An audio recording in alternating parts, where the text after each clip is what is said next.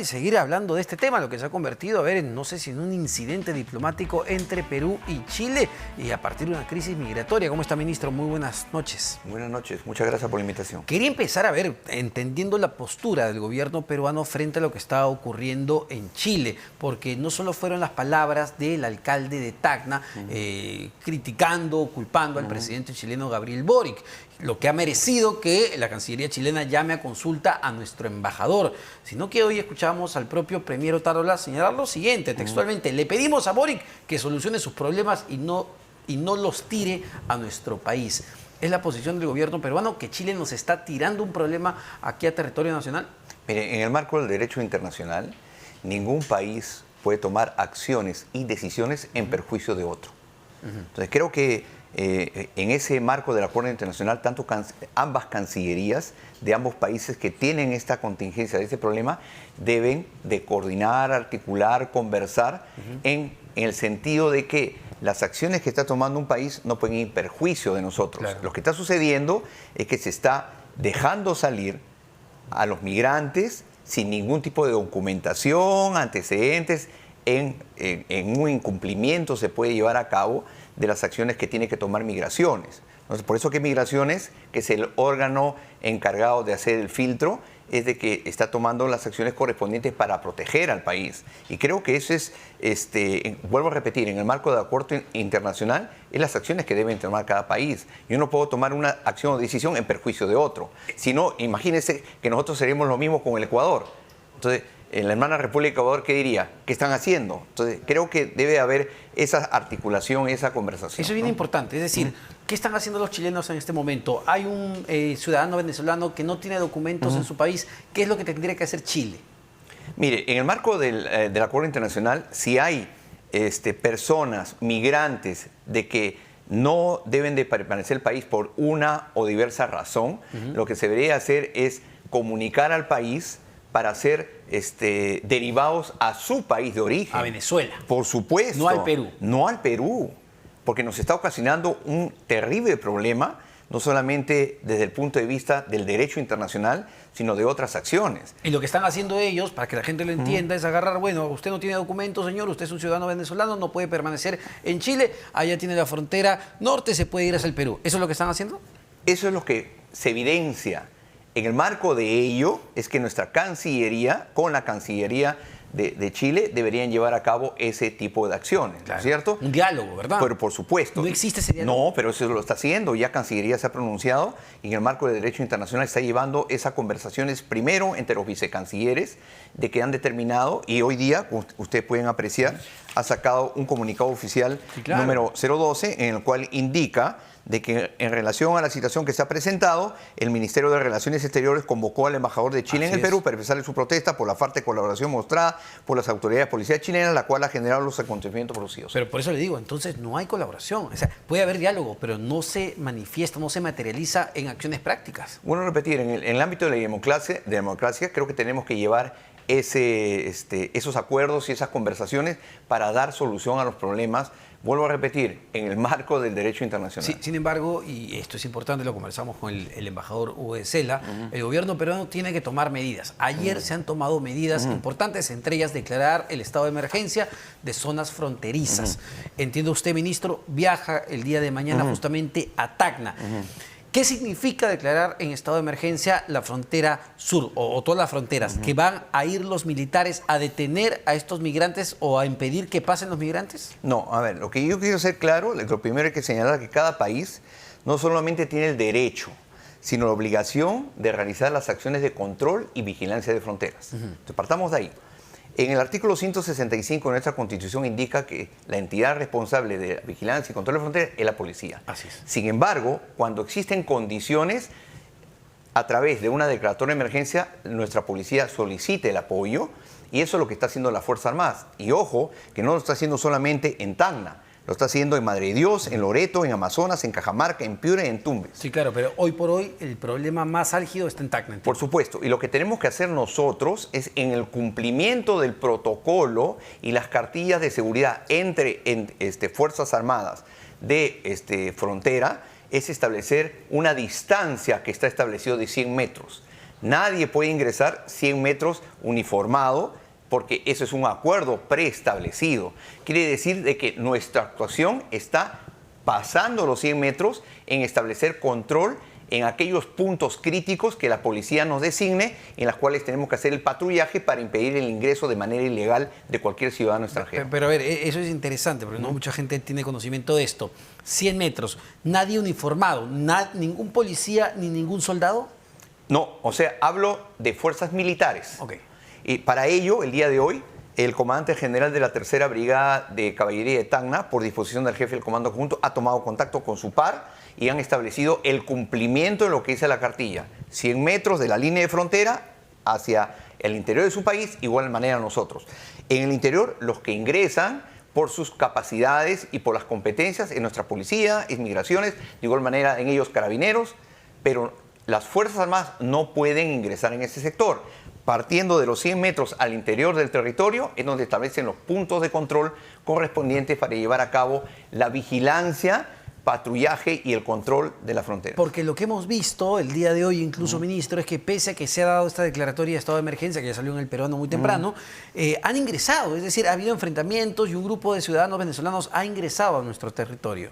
Según lo que nos ha informado el señor ministro del Interior en una reunión que hemos tenido, efectivamente han querido ingresar, pero han manifestado que han regresado a la zona donde están actualmente, que es frente a frente entre la estación de Chacayuta y la estación de Santa Rosa, ¿no? Entonces ahí están permaneciendo. ¿Y qué garantiza que no vuelva a pasar eso en un contexto tan álgido como el que nos encontramos? Mire, lo que se garantiza es que nuestra policía en estos momentos ha desplazado aproximadamente cerca de 120 hombres a la zona de frontera en estos momentos, que está ahí personal de la DINOES, y que las Fuerzas Armadas de una manera conjunta van a patrullar en una segunda línea los puntos críticos en donde se está evidenciando el ingreso ilegal de los ciudadanos migrantes extranjeros. 120 policías, ¿cuántos militares van, si ya están o van a ir?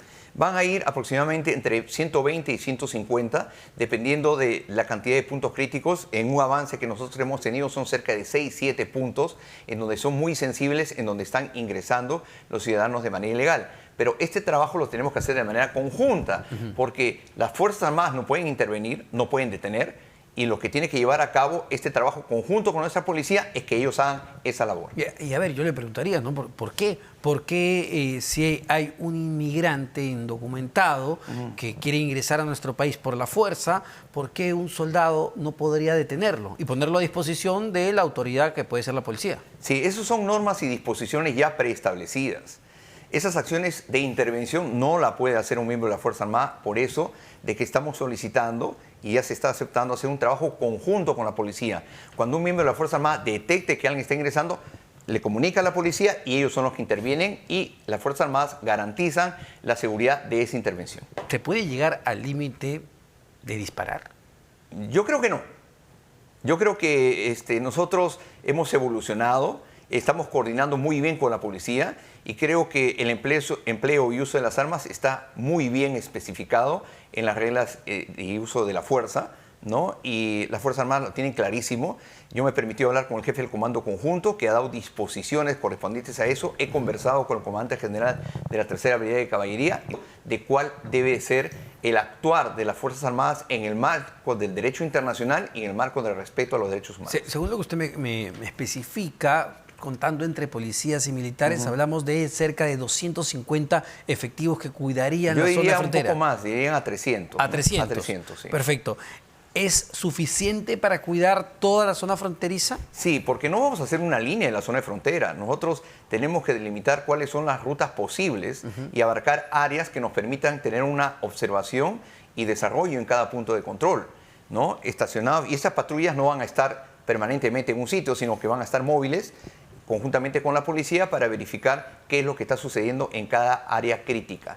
Ahí, como le vuelvo a repetir, en la zona costera existen algo de 6, ¿no? En la zona de Puno ya se ha establecido y si ustedes pueden apreciar de que no ha sido necesario considerar a la región de Puno porque ya el orden interno lo tienen las Fuerzas Armadas y ya se ha dado las instrucciones correspondientes para ello. Ahora, ¿es sostenible en el tiempo? Es decir, claro, yo tengo a 300 efectivos entre policías y militares en la zona de frontera con Chile. ¿Cuánto tiempo pueden estar ahí? Me imagino que en este periodo lo ideal sería llegar a acuerdos, no solo con Chile, sino con los otros implicados, que son Ecuador y Colombia. Así es.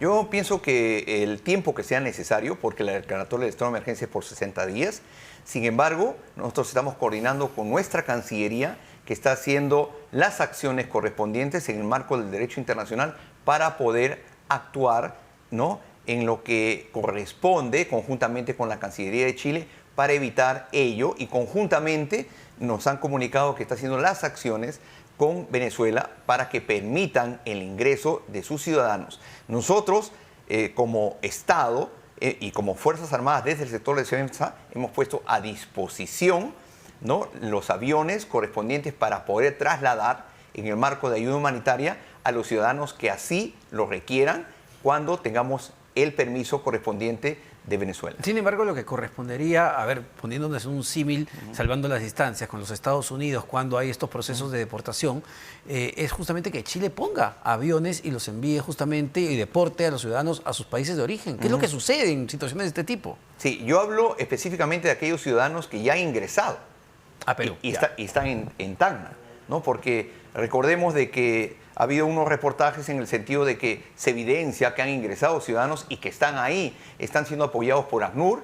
Y también el sostenimiento de ello está dispuesto que INDECI proporcione los medios correspondientes para garantizar, porque no podemos dejar de lado porque ahí hay niños. Sí, claro. ¿No? Entonces, no podemos actuar de una u otra manera porque esa ha sido una disposición de la señora presidenta de preservar la salud y la integridad de los ciudadanos que se están viendo afectados por esta acción. Y eso me lleva a otra pregunta. Entonces, digamos, se han dado una serie de disposiciones, hay una crisis migratoria clarísima, pero la política migratoria peruana ha cambiado. Yo recuerdo claramente lo que fue durante el gobierno de Pedro Pablo Kuczynski, un gobierno que quiso dar apertura y recibir justamente a los migrantes venezolanos que escapaban de una crisis humanitaria.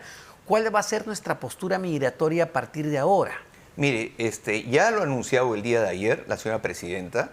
En el Consejo de Ministros se debatió y ya deben estarse por presentar el cambio de la política migratoria. Se está dando dos mecanismos. El primero, se está dando un plazo de 60 días para todo ciudadano que está de manera irregular y que no cuenta con una identificación, lo haga así. Caso contrario, va a tener que ser como digo, observada su permanencia y tomar los mecanismos correspondientes en el marco del derecho internacional y las normas de inmigraciones. ¿La deportación? ¿No? Yo no diría tanto de deportación, sino en el sentido de al no cumplir con ello, ya Migraciones tiene los mecanismos correspondientes para que ese ciudadano no permanezca en el país. Es decir, lo que se está haciendo, y esto que quede muy claro y es importante, no es decir, bueno, a partir de la próxima semana voy a sacar a todos los venezolanos indocumentados. No. Les están dando un periodo de gracia de 6 meses. No, de 60 días. 60 días. 60 días. 2 meses. Así es. ¿Para qué? Creo tiempo suficiente para que regularicen su condición. Porque hay una buena cantidad, no tenemos ubicación, no tenemos qué es lo que están haciendo, no sabemos cómo han ingresado al país. Entonces, existe una ausencia de información y lo que nosotros tenemos que hacer para proteger a nuestra población es un control. Mucho se cuestiona, Omar, en el sentido de decir de que se está siendo homofóbico con ello, pero una realidad... Xenofóbico. Xenofóbico, perdón. Estamos ante una realidad que la mayoría de los ciudadanos venezolanos, ¿no?, y extranjeros, algunos también, están en el marco de la inseguridad ciudadana, están cometiendo delitos, están tomando acciones. En los últimos días y hasta meses, cada homicidio y cada tipificación de feminicidio y todo, que ha sido brutal, ¿no?, recae sobre un ciudadano extranjero. Entonces, eso tenemos que corregirlo. Y lamentablemente hay que decirlo, mancha a los buenos extranjeros que trabajan hoy en día en nuestro país. Nadie está metiéndolos a todos en la misma bolsa o tipificándolos a todos, pero tenemos que proteger a nuestra nación. Porque además, y esto hay que recordarlo siempre, nosotros como peruanos hemos pasado por lo mismo en la década de los 80 con la crisis de Alan I, y muchos peruanos viajaron a Venezuela donde encontraron un mejor futuro. Pero claro, sí entiendo, no podemos meter a todos en el mismo saco, pero es claro que hay un grupo de venezolanos que está generando un nivel de violencia que no habíamos visto. Claro, y sobre ellos son las acciones que se están tomando, ¿no? La de establecer una nueva política migratoria, de establecer un plazo correspondiente correspondiente y aquellos que no cumplan las condiciones deben ser enviados a su país. Pero, ministro, le pregunto, porque, a ver, estamos hablando de que en el Perú hay más o menos 1,5 millones de venezolanos en este momento. Oficialmente. Oficialmente. Oficialmente. ¿Cuánto? 450.000 extraoficialmente. Wow, estamos hablando de cerca de 2 millones de venezolanos. Exactamente. Ya, 2 meses. ¿Para regularizar a cuántos? Calculamos más o menos un universo de cerca de medio millón. Medio millón, pero no es poco tiempo, no va a colapsar el sistema. De acuerdo a lo que nos ha dicho el sistema de migraciones, porque no solamente es en la ciudad de Lima, sino también en todo el territorio nacional. Y creo que es tiempo más que suficiente, estamos hablando de 60 días para llevar a cabo ese tipo de acciones. Ahora, porque ya, insisto con esto, ¿qué va a pasar con el grupo que decida no regularizarse, no regularizar sus papeles, no le interesa, no va, le parece que es muy trabajoso, mucha tramitología? Eso también lo hemos tratado en el Consejo de Ministros y es menester de la policía, conjuntamente con Migraciones, hacer acciones de control. Y ya están identificados en dónde están esas personas que supuestamente no desean regularizarse y desean seguir cometiendo actos delictivos. Entonces, lo que se tiene que hacer, así como lo hacen otros países, nosotros no somos inventores y estamos a establecer, sino detectar y ¿por qué no usted se ha regularizado? Ver los antecedentes, y tomar las acciones correspondientes en salvaguarda de la seguridad de nuestro país. Es decir, y esto que quede claro, es decir, no necesariamente a un ciudadano venezolano o extranjero, puede ser colombiano, mexicano, haitiano también, haitiano, que no está regularizada su situación en nuestro país, no necesariamente se le va a deportar siempre y cuando demuestre que es una persona que trabaja, que colabora con la sociedad, que no es pues, evidentemente un delincuente, ni mucho menos. Eso debe quedar clarísimo. Acá no estamos en contra de los migrantes extranjeros, no. Pero tenemos que tomar como Estado, como país, todas las acciones correspondientes para proteger a nuestra población. Entonces, si no hacemos nada, esto va a devenir en lo que está sucediendo, una degeneración, presencia de violencia, organización de pandillas. Creo que este es el momento adecuado porque todos esos actos, aunque uno no lo quiera ver, atentan contra la seguridad y defensa nacional. Porque a esos ciudadanos tenemos que darle servicio de salud, servicio de educación. Y nuestros ciudadanos, no estamos yendo en contra, pero tenemos que tomar las acciones correspondientes para proteger a nuestro ciudadano. Y la pregunta, ministro, ¿qué ha pasado? Y claro, no es solo culpa de este gobierno, evidentemente, pero ¿qué ha pasado con nuestras fronteras? Han sido una coladera, no ha habido filtros, porque, claro, estamos viendo a miembros del Tren de Aragua, gente indeseable, francamente, con un nivel de violencia espantoso. ¿Por qué no se han hecho los controles respectivos como se tenían que hacer? Bueno, me parece que tenemos ciertas fallas ahí en lo que es la vigilancia y control de fronteras. De repente, ausencia de incremento de efectivos porque se ha priorizado otras tareas correlacionadas a ello, otras tareas de acción sobre las amenazas que pueden haber en cada una de las ciudades fronterizas, la inseguridad ciudadana. Entonces, como que hemos dejado un poco de lado y hay que hacer un mea culpa en ese sentido, pero para eso estamos nosotros, para poder llevar a cabo este tipo de acciones, Yo pienso de que también se discutió y seguramente, como lo ha enunciado el señor presidente del Consejo de Ministros, se está presentando una reforma constitucional para que las Fuerzas Armadas puedan intervenir de manera permanente en el control y vigilancia de las fronteras. Yo creo que eso sería una muy buena medida en el sentido de que la policía puede recuperar personal, dedicarse a la actividad de la seguridad ciudadana y otro tipo de amenazas y criminalidad que está produciéndose en nuestro país, y las Fuerzas Armadas pueden contribuir no solamente en el control y vigilancia de fronteras con el marco legal adecuado, sino también con los activos críticos. Y que además, y en este debate justamente no tiene que ver con la seguridad ciudadana, el control de fronteras, y podrían hacerlo los militares. Exactamente. A ver, ministro, permítame cambiar de tema, el tiempo es corto, pero sí queríamos escuchar su posición. Hemos escuchado el de la presidenta Dina Boluarte sobre este informe también muy contundente que ha sacado Human Rights Watch sobre lo que ocurrió en diciembre y enero, las muertes en nuestro país. Le leo textualmente para evitar subjetividades, lo que dice el informe. Tal cual. Las Fuerzas Armadas y la Policía Nacional del Perú hicieron un uso desproporcionado e indiscriminado de la fuerza contra manifestantes y transeúntes en una clara violación del derecho internacional.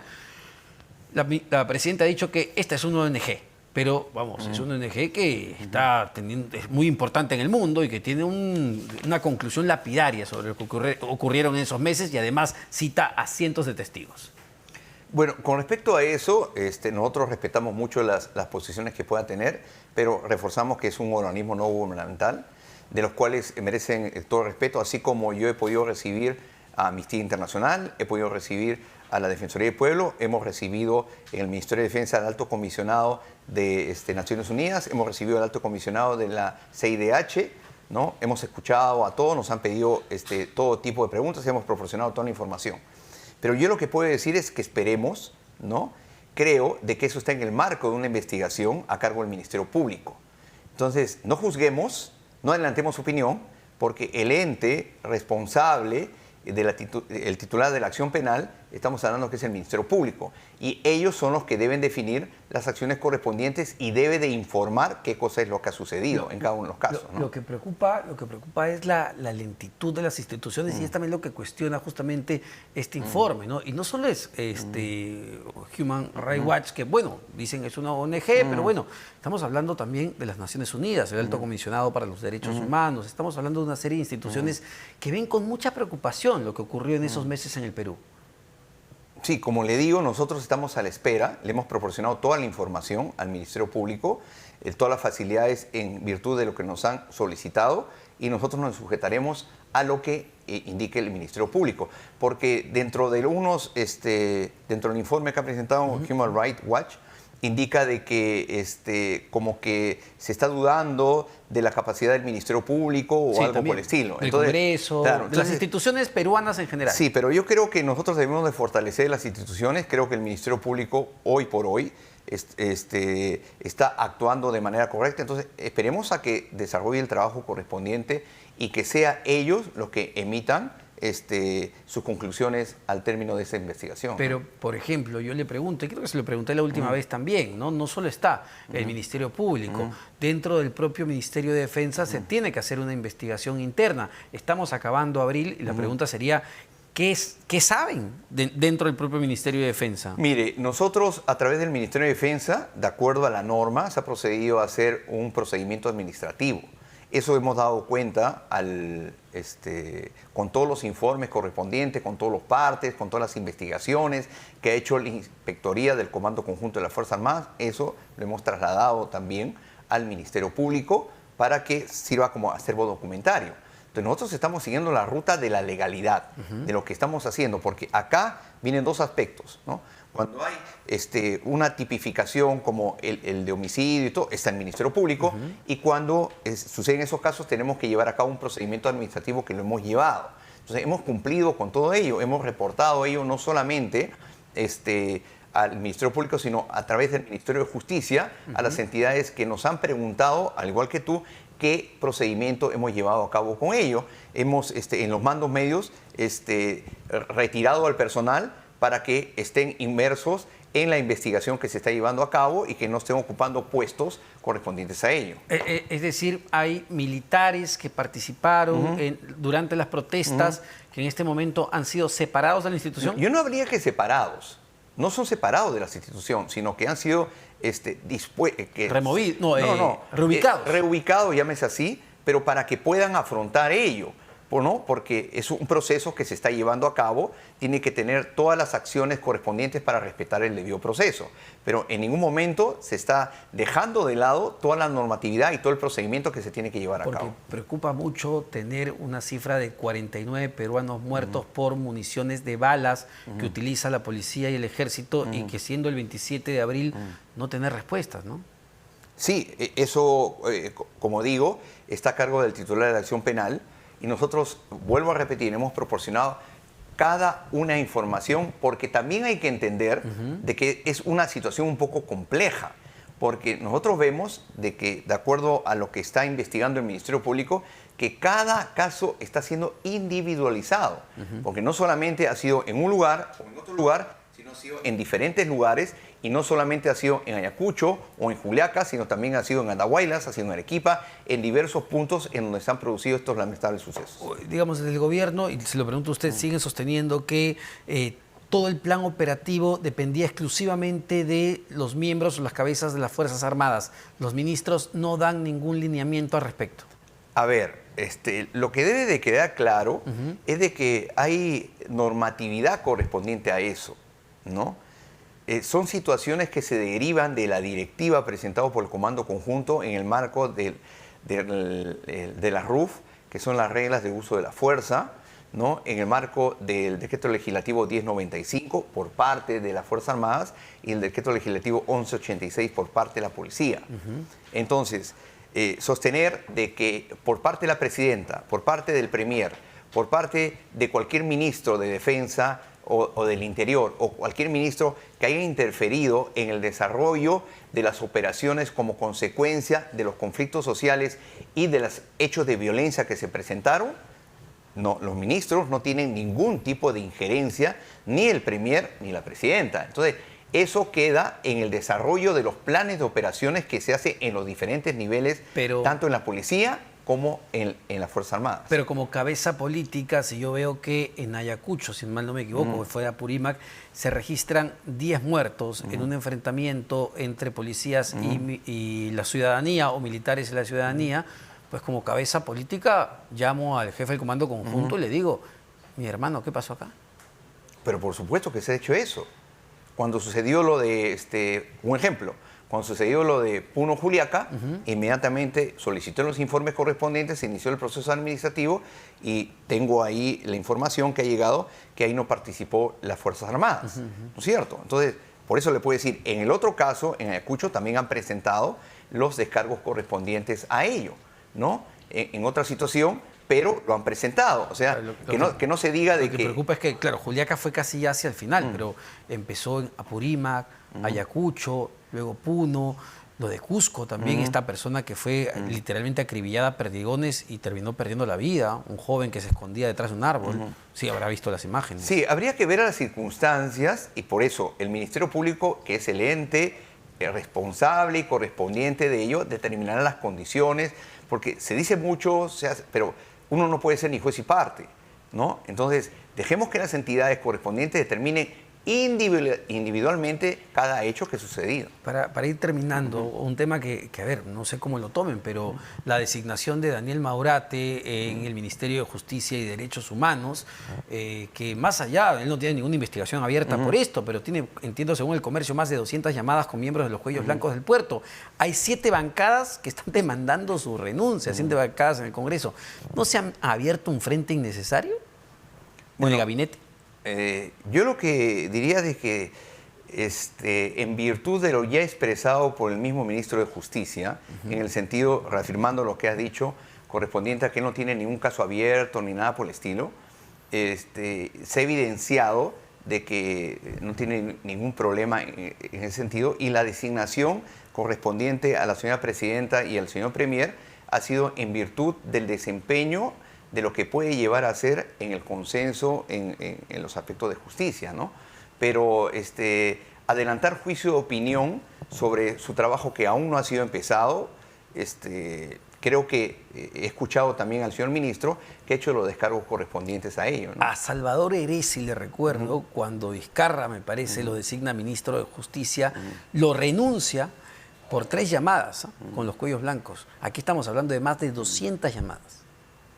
Bueno, al respecto yo lo que puedo decir que no tengo conocimiento sobre el tema de manera directa, pero lo que se debe y lo que se evidencia es que el señor ministro de Justicia, desde mi punto de vista y en el Consejo de Ministros, él ha manifestado que ha hecho los descargos correspondientes en los medios de prensa y como todos y cada uno de los ministros estamos sujetos a la evaluación correspondiente. ¿Y le parece suficiente, digamos, la explicación del ministro de que los llamaba para la pichanga?